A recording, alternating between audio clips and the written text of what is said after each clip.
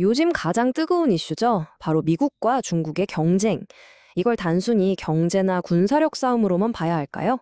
오늘 우리가 살펴볼 이야기는요, 한 사상가의 개인적인 경험을 통해서 이 경쟁을 문명의 충돌이라는 아주 새로운 틀로 바라봅니다.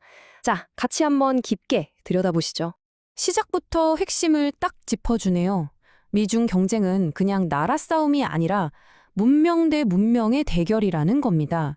이게 현재 상황을 가장 근본적으로 설명하는 틀이라고 주장하는데요. 이게 과연 무슨 뜻일까요? 오늘 우리는 이 주장을 이런 순서로 한번 따라가 볼 겁니다. 먼저 저자의 개인적인 이야기에서 출발해서 동양적 가치가 가진 힘이 뭔지, 그리고 그게 미국 사회에서 어떻게 나타나는지 볼 거고요. 이어서 중국을 현대의 왕조라는 새로운 시각으로 보고 반대로 서구가 빠진 함정은 뭔지 짚어볼 겁니다. 그리고 마지막으로 그렇다면 진정한 문명의 성공은 뭘로 측정해야 하는지 새로운 기준을 제시하면서 마무리하겠습니다. 이 모든 분석의 시작점은요, 바로 저자의 아주 특별한 경험입니다. 동양과 서양 이 두 문명을 말 그대로 온몸으로 살아낸 그의 여정 자체가 이 분석의 출발점인 셈이죠. 한번 상상해 보세요. 전기도 안 들어오던 그런 시골 마을에서 자라서 세계에서 가장 복잡하고 빠르게 돌아가는 도시, 뉴욕의 한복판으로 간 겁니다. 이 엄청난 환경 변화가 저자에게 두 문명을 비교할 수 있는 정말 날카로운 시각을 선물한 거죠. 그럼 저자가 말하는 동양 문명의 힘, 그 원천은 대체 뭐였을까요? 그 시작은 아주 가까운 곳, 바로 아버지의 가르침에 있었습니다. 저자의 아버지가 입버릇처럼 하셨던 말씀이라고 해요. 아마 많이들 들어보셨을 겁니다. 유교 문화권의 핵심 가치를 담은 말, 수신 제가치국 평천하. 이게 그냥 오래된 말이 아니라 세상을 움직이는 하나의 작동 원리였다는 거죠. 자, 이걸 좀 풀어서 보면요, 이런 뜻입니다. 모든 것의 시작은 나 자신을 갈고 닦는 수신에서 출발합니다. 그렇게 바로 선 개인이 모여서 가정을 바로 세우고 그런 가정들이 모여서 나라가 안정되고 궁극적으로는 온 세상이 평화로워진다는 이상이죠. 질서와 성장에 대한 동양적인 세계관이 여기에 쫙 담겨 있는 겁니다. 자, 그럼 이제 배경을 확 바꿔서 뉴욕으로 한번 가보겠습니다. 저자는 바로 그 동양적 가치가 세상에서 가장 치열한 경쟁 사회인 미국에서 얼마나 강력한 무기가 되는지를 직접 보게 됩니다. 저자가 발견한 건 아주 명확했습니다.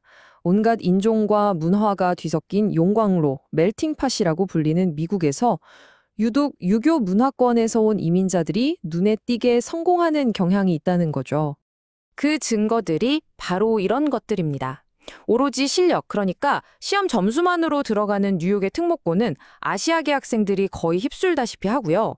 실리콘밸리를 보면 엔비디아의 젠슨 황, AMD의 리사수 같은 아시아계 CEO들이 혁신을 이끌고 있죠.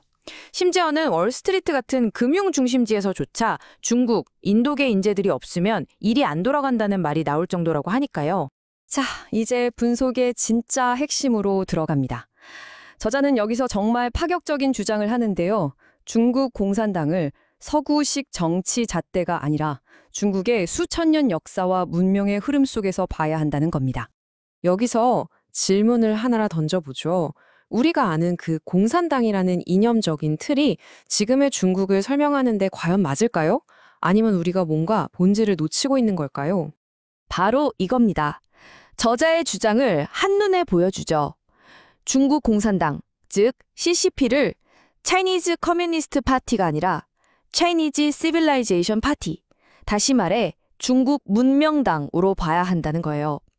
이념으로 뭉친 정당이 아니라 중국 문명의 긴 역사 속에서 등장한 새로운 왕조와 같다는 그런 해석입니다.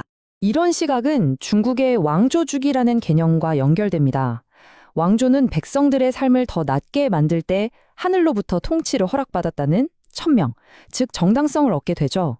하지만 부패하고 무능해져서 백성들의 삶이 힘들어지면 그 천명을 잃고 새로운 왕조에게 자리를 내주게 됩니다.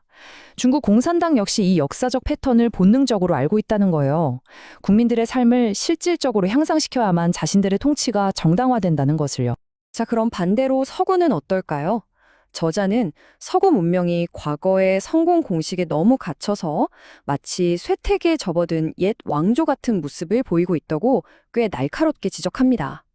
끊임없이 변화하는 중국과는 달리 스스로 만든 이념의 함정에 빠져서 정체되어 있다는 거죠. 저자가 콕 집어서 지적하는 문제들이 바로 이런 것들입니다. 한때 위대한 성공을 가져다 준 자본주의와 민주주의라는 이념이 이제는 오히려 변화를 가로막는 족쇄가 되고 있다는 거고요.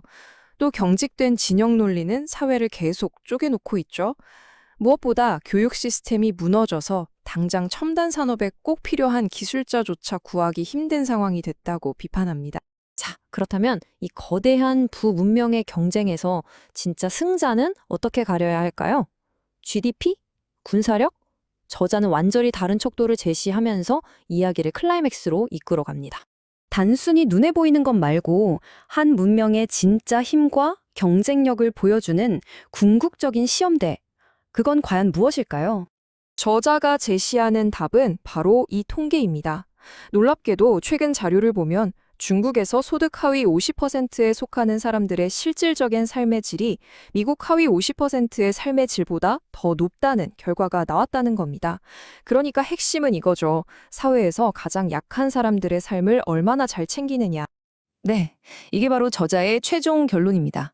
한 문명이 정말 위대한지 아닌지는 그 사회의 가장 약한 사람들의 삶을 실질적으로 얼마나 나아지게 하느냐, 바로 그 능력으로 평가해야 한다는 것. 이게 바로 현대판 천명을 얻는 길이라는 거죠. 결국 이 모든 분석을 관통하는 마지막 질문은 이거인 것 같습니다. 어쩌면 한 문명의 가장 위대한 힘은 어떤 특정한 이념을 끝까지 지키는 게 아니라 시대의 흐름에 맞춰서 스스로를 계속 바꾸고 더 나은 길을 찾아 나가는 그 실용적인 변화의 능력 자체에 있는 건 아닐까요? 우리 모두가 한번 깊이 생각해 볼 만한 질문입니다.